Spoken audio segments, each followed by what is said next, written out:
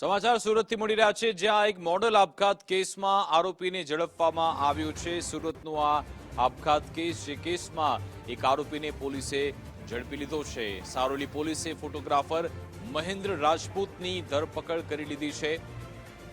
2 મેના રોજ મોડેલે આપઘાત કર્યો હતો. ગળે ફાંસો ખાઈને તેણે જીવન ટૂંકાવ્યું હતું. આ કેસમાં એક આરોપીને ઝડપવામાં આવ્યો. મોડલ અને મહેન્દ્ર લિવ ઇન રિલેશનશીપમાં રહેતા હતા.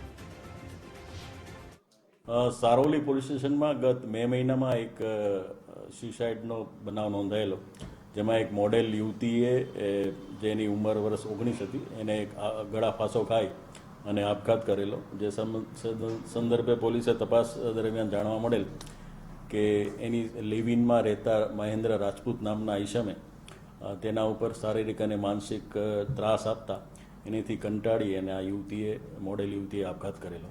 તે સંદર્ભે એના પિતાશ્રીએ ફરિયાદ આપતા પોલીસે ફરિયાદ નોંધી અને આગળની તપાસ કરેલી અને આ જે આરોપી છે એની શોધખોળ કરેલી. દરમિયાન એ અત્રે સુધી નાસ્તો કરતો હતો અને પછી ટેકનિકલ સર્વેલન્સના આધારે બાતમી મળતા દિંડોલી જે બસ સ્ટેશન છે ત્યાંથી એની ધરપકડ કરવામાં આવેલી છે અને હાલ પોલીસ એના રિમાન્ડ મેળવવાની કાર્યવાહી કોર્ટમાં કરી રહી છે.